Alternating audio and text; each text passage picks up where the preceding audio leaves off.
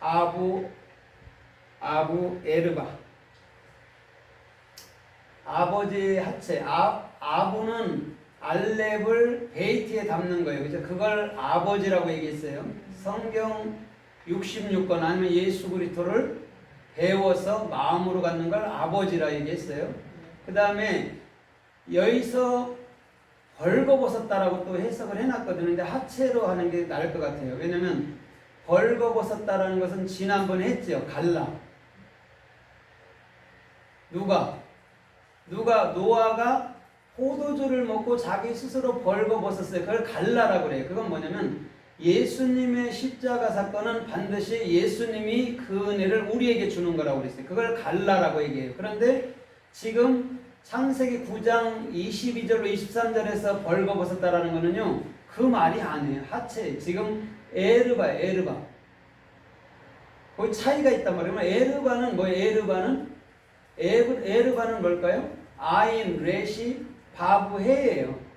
그럼 아인은 뭐냐면, 아인은 예수께 대답을 받는 거예요. 그 다음에 예수께 대답을 받으면 그것이 곧 우리에게 뭐가 돼요? 머리, 영, 생명이 된단 말이죠.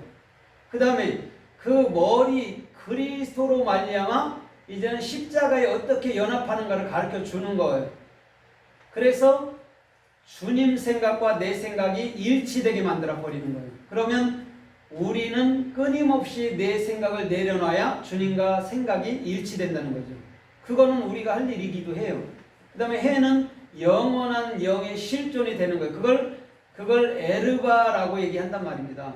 그러면 갈라라는 벌거벗음하고 지금 에르바라는 벌거벗음은 차이가 있어요. 그건 뭐냐면 갈라는 주님이 우리에게 은혜를 주시는 거잖아요. 그런데 에르바는 뭐냐면 이제는 주님께 대답을 받아갖고 그리스도가 머리가 되고 내 실존이 되는, 영원한 실존이 되는 것을 말씀한단 말입니다. 그러면 보세요. 9장 21절에서는 노아가 옷을 벗었어요. 갈라예요. 그런데 22절에서는 함이 아버지 장막에 들어갔더니 아버지가 벌거벗었단 말이에요. 그때에 뭐라고 얘기해요? 그걸 봤어. 보놓고 그거를 뭘로 가졌어요? 예수께 대답을 받아서 그리스도가 머리인 것을 거기서 깨우쳤단 말이에요. 누가? 함이. 그러면 함이 바깥으로 다시 나가서 형제들한테 아버지가 벌거벗었다 하니까 얘들은 뭘로 갔어요? 뒷걸음질로 들어갔어요. 그죠? 그 다음에 옷으로 덮어버렸단 말입니다. 그런데 여기서도 에르바를 썼어요. 같이. 23절에도 벌거벗음, 22절에도 벌거벗음인데 21절에도 벌거벗음인데 21절은 갈라요. 예수님이 먼저 우리에게 은혜를 주는 거예요. 그 다음에 이 두 형제 야벳과 셈이 뒷걸음질했다는 게 뭐냐면 오메가로 나아갔다는 거예요. 이미 십자가가 경험되고 오히려 이제는 그리스도의 사역으로 나아갔을 때 뒷걸음질 쳤다라고 얘기하는 거예요. 그걸 안 봤다가 십자가 사건을 정확히 보지 않고서는요, 어느 누구도 은혜를 말할 수가 없어요. 안 봤다가 안 해요. 배우고 익혔더니 이런 말이죠. 그러면 셈과 야벳이 뭘로 나갔어요? 오메가로 나아갔다라는 얘기를 하는 거예요. 근데 함은 뭐예요? 함은 뭐예요? 함은 보고.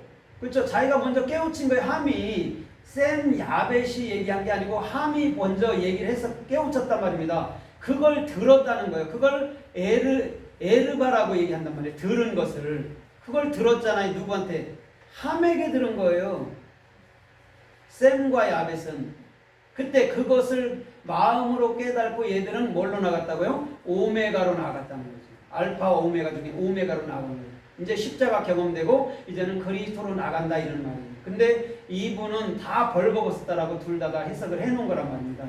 근데 위에 거는 그 갈라라는 창세기 9장 21절에 그 벌거벗음은 그냥 뭐예요? 예수님이 우리에게 주시는 보답하는 은혜로 보면 되고, 두 번째 벗었다라는 거, 그래서 벌거벗었다라는 그 에르바는 뭐예요? 에르바는 우리가 그 말을 듣고 그 음성을 듣고 깨우쳤다 이렇게 보면 되는 거예요. 같이 벌거벗음인데.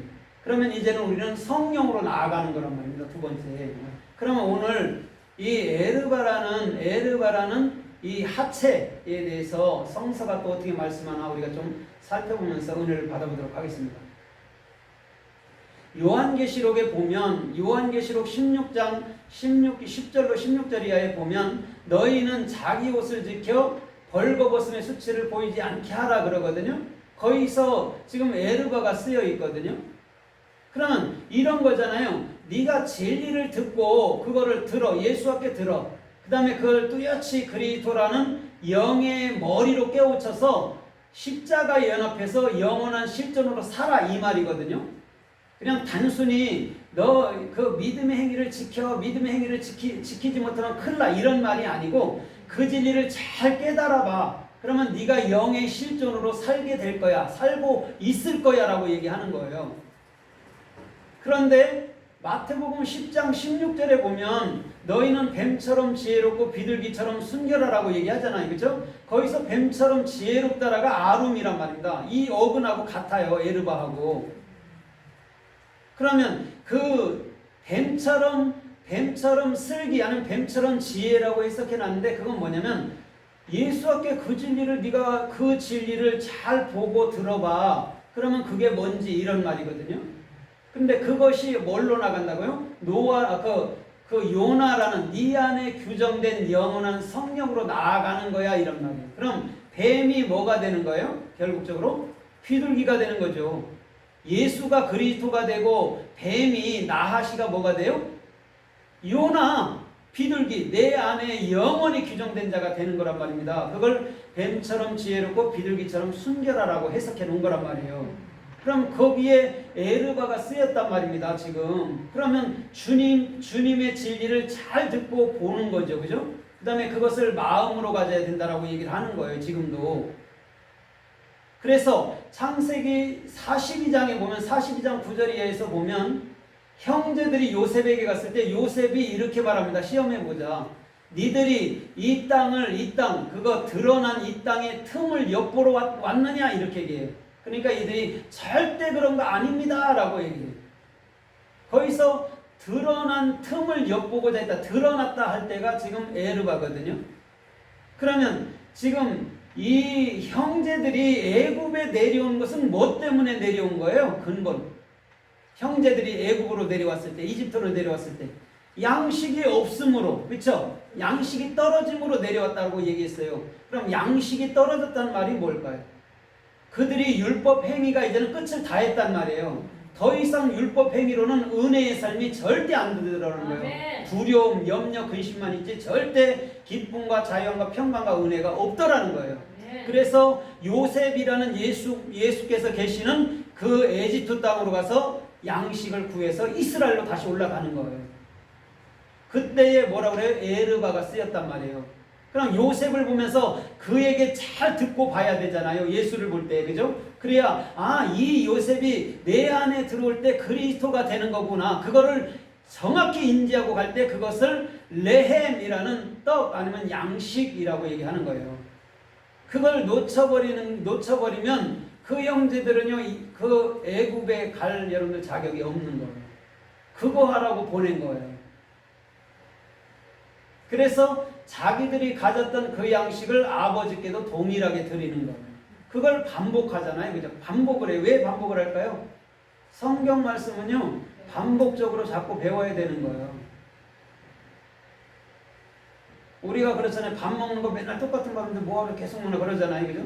먹어야 살듯이 성경 말씀도 똑같은 거예요. 보고 또 보고 듣고 또 듣고 해야 내 마음에 그게 확실히 뿌리를 내려서 어느 곳에 가도 흔들리지 않고 어느 곳에서도 요동치 않는 그런 삶이 된다는 것입니다. 그래서 레위기서 18장에도 보면 너희는 친족들의 하체를 드러내지 말라 그랬거든요. 근데 같은 장 레위기서 18장에서는 너는 내 그 아버지의 아내 하체를 드러내지 말라 할 때는 갈라고, 또 친족들의 하체를 드러내지 말라 할 때는 뭐냐면 이거는 또 에르바예요.